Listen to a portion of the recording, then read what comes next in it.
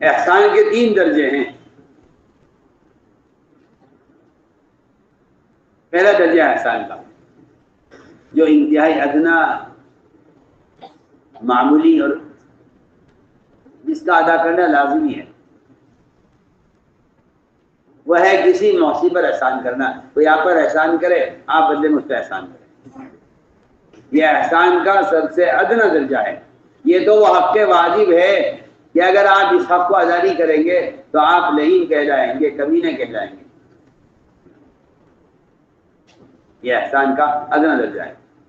احسان کا دوسرا درجہ، احسان کا درمیان درجہ یہ ہے کہ آپ ایسے آدمی پر احسان کریں جس کو آپ پہچانتے بھی نہیں ہے، جانتے بھی نہیں ہیں، نہ وہ آپ کو پہچانتا ہے نہ آپ کو جانتا ہے۔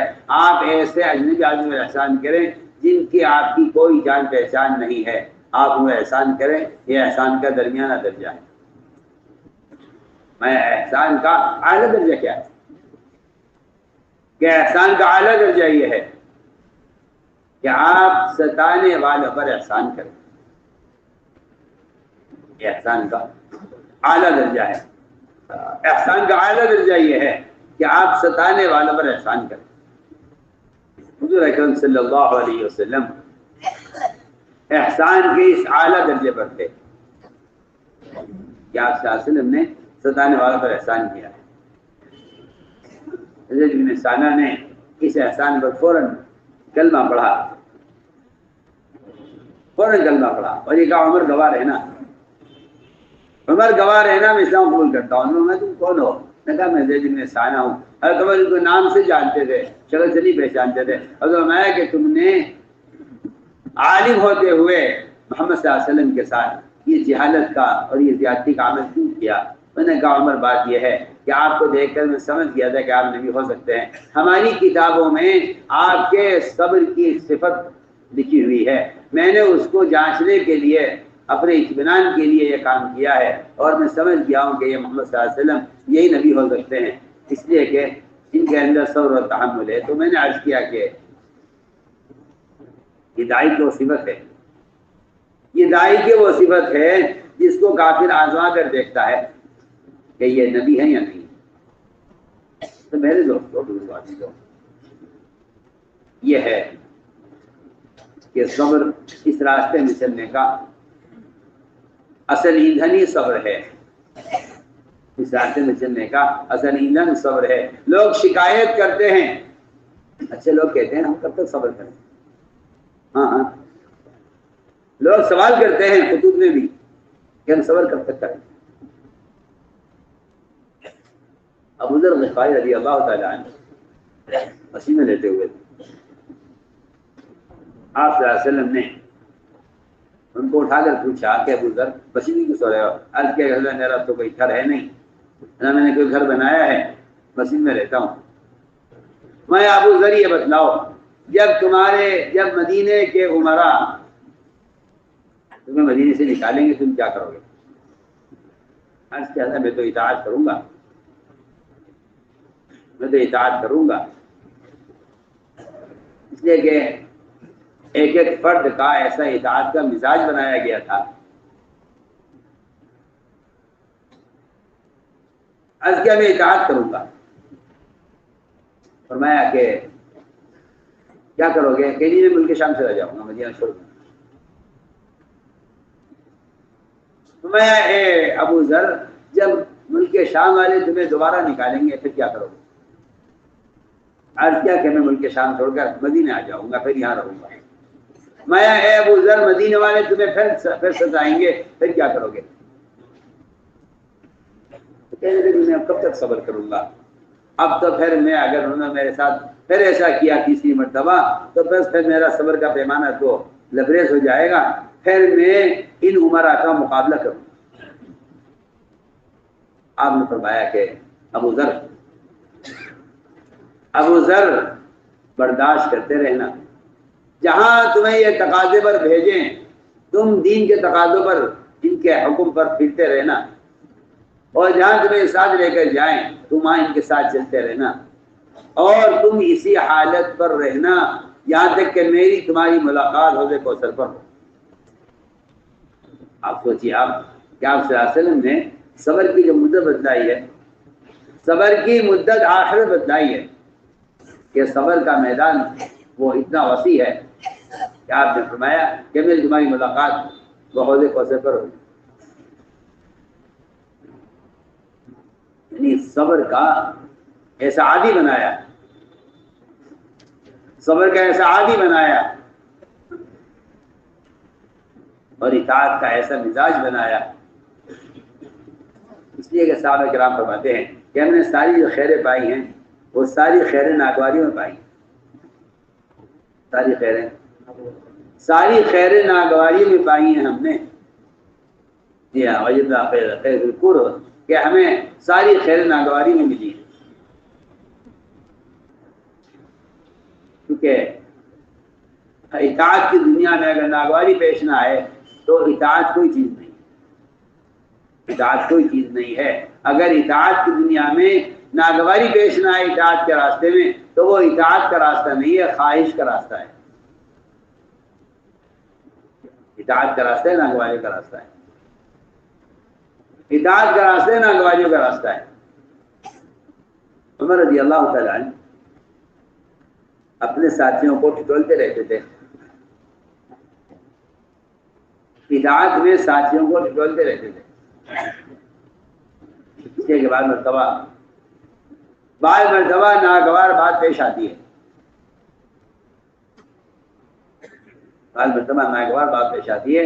وہ ناگوار بات اس لیے پیش آتی ہے کہ اللہ تعالیٰ اطاعت کا امتحان لینا چاہتے ہیں.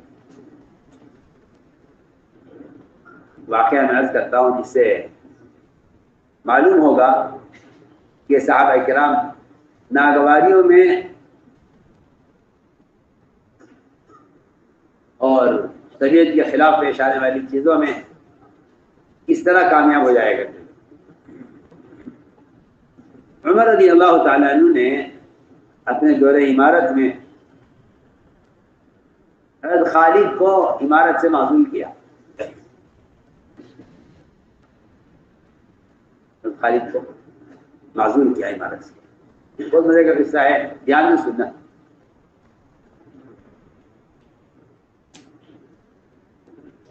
خالد کو معزول کیا.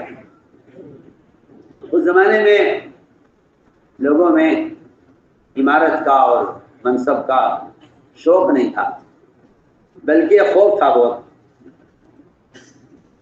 خوف بہت تھا، اس لیے کہ امارت اور عہدے وہ انصاف قائم کرنے کے لیے دیے جاتے تھے اور انصاف قائم کرنے سے لوگ ڈرتے تھے.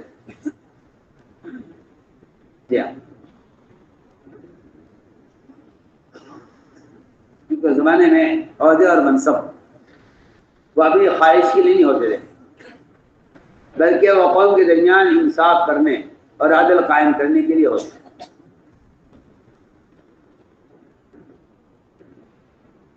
چنانچہ عمر رضی اللہ تعالیٰ عنہ نے حضرت خالد کو معزول کیا. جب وہ بالکل میدان میں کام کرتے کرتے بالکل فتح کے کنارے پر پہنچ رہے تھے، اچانک حکم آیا کہ آپ جھنڈا فلاں کے حوالے کر دیجئے اور آپ کو ہم نے عمارت سے معزول کر دیا. جیسے ہی عمارت سے معزول کیے گئے مان لے گئے الحمدللہ اللہ نے اب میدان میں اتر کر عمومی دعوت اور انفرادی دعوت دینے کا اللہ نے موقع دیا ہے. ورنہ پورے لشکر کا انتظام، ان کے قیام کا، طعام کا، سواری کا، ضروریات کا، اس انتظام کی وجہ سے عمومی کام کرنے کا وقت نہیں ملا کرتا تھا. ایسے واقعات بہت صحابہ کے ہیں جنہوں نے معزولی پر اللہ کے شکر ادا کیا. دو اعتبار شکر ادا کرتے تھے. ایک اس اعتبار سے کہ اللہ کے یہاں ہم مسئول نہیں رہے، ایک اس اعتبار سے کہ اب ہمیں میدان میں کھل کر کام کرنے کی فرصت ملے گی، ورنہ پورے لشکر کے انتظام کی وجہ سے عمومی کام کا وقت نہیں ملتا تھا. حضرت خالد کو جب خبر پہنچی تو انہوں نے اللہ کا شکر ادا کیا. بہت مزے کی بات ہے. دو صحابہ متعلقین وہ تعلقات کی وجہ سے اس چیز کو برداشت نہیں کرتے. وہ کہتے ہیں ارے ہمارے امیر صاحب کو معزول کر دیا، اور ہمارے امیر صاحب نے بڑی محنت کی تھی، اور ہمارے فلاں صاحب کو امیر کیوں نہیں بنایا، وہ تو بہت ہی قربانی والے بڑے مخلص تھے۔ یہ ہمیں بہت بنیادی باتیں آپ سے عرض کرتا ہوں۔ تو خالد کے ایک بڑے جگری دوست علقمہ تھے، علقمہ ابن علاسہ۔ میں بہت مزے کی بات سنا رہا آپ کو۔ علقمہ ابن علاسہ یہ حضرت خالد کے بڑے جگری دوست تھے۔ انہیں خبر پہنچی کہ عمر نے خالد کو معزول کر دیا، تو ان کو برا لگا کہ عمر نے ایسا کیوں کیا کہ خالد کو معزول کر دیا، اتنے کام کے آدمی۔ تو رات کو اندھیرے میں ملاقات ہوئی، حضرت علقمہ کی اندھیرے میں ملاقات ہوئی حضرت عمر سے۔ حضرت عمر کا لہجہ، شکل، صورت، ان کا جسم حضرت خالد سے ملتا جلتا تھا۔ علقمہ یہ سمجھے کہ یہ خالد ہے، وہ تھے عمر امیر المومنین۔ تو مزے کی بات، ملاقات ہوئی تو علقمہ نے بات شروع کی، ہاں بھائی خالد۔ حضرت عمر سمجھ گئے کہ یہ مجھے خالد سمجھ رہا ہے اندھیرے میں۔ تو حضرت علقمہ نے کہا، ہاں بھائی خالد، یہ جو عمر نے تجھے معزول کیا ہے، یہ عمر بہت تنگ نظر ہے، اور عمر بڑا تنگ دل ہے، اور تیرے ساتھ عمر نے یہ زیادتی کی ہے۔ اور دیکھو بات یہ ہے کہ میرا تو ارادہ ہو رہا تھا کہ میں عمر سے اپنے بھتیجے کے لیے مال کا سوال کروں گا، لیکن اب تو میں نے ارادہ نکال دیا، کیونکہ عمر اتنا تنگ دل ہے۔ جب اس نے تمہارے ساتھ یہ معاملہ کیا ہے تو میں نے بھی ارادہ کر لیا ہے کہ نہیں، اب عمر سے مال کا سوال نہیں کروں گا۔ عمر رضی اللہ تعالیٰ ساری بات سنتے رہے حضرت علقمہ کی۔ حضرت عمر نے بھی اپنا لہجہ بدلا اور کہا کہ بتاؤ علقمہ، تمہارا کیا خیال ہے؟ اگر یہ عمر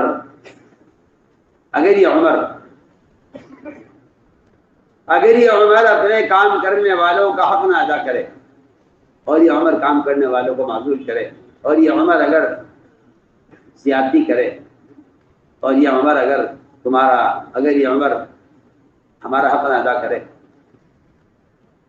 تو علقمہ یہ بتاؤ کہ پھر تمہارا ارادہ کیا ہے؟ یہ بہت ہی مزیدار بات ہے، اندھیرے میں بات ہو رہی ہے، وہ بات کر رہے ہیں، خالی سمجھ کر حضرت عمر ساری باتیں سن رہے ہیں۔ مقدر کی بات، صبح جب حضرت عمر کی مجلس ہوئی تو مجلس میں سب سے آگے دونوں بیٹھے ہوئے تھے، یہاں خالد کے علقمہ۔ حضرت عمر نے فرمایا کہ ہاں بھائی بتاؤ خالد، رات تمہاری علقمہ سے کیا باتیں ہوئی؟ خالد نے کہا کہ امیر المومنین، میری تو علقمہ سے بہت دن سے ملاقات نہیں ہوئی۔ کہ نہیں، رات تم دونوں کیا باتیں کر رہے تھے؟ خالد تو مطمئن تھے، لیکن علقمہ گھبرا گئے۔ علقمہ یہ سمجھے کہ بات حضرت عمر تک پہنچ گئی ہے۔ حضرت میں بتاؤ تم دونوں کیا بات کر رہے تھے؟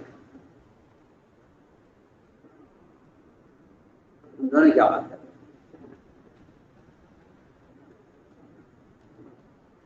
خالد نے کہا، جی میں خدا کی قسم کھا کر کہتا ہوں میری علقمہ سے کوئی ملاقات نہیں ہوئی۔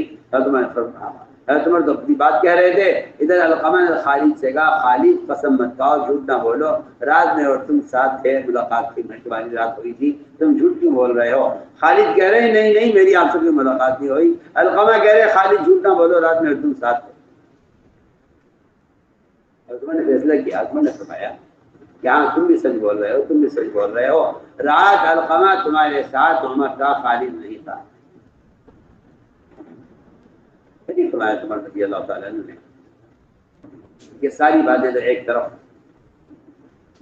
علقمہ رات میں نے تم سے پوچھا تھا کہ اگر یہ عمرا اور ذمہ دار تمہارا حق نہ دیں اور تمہارے ساتھ زیادتی کریں تو تم کیا کرو گے؟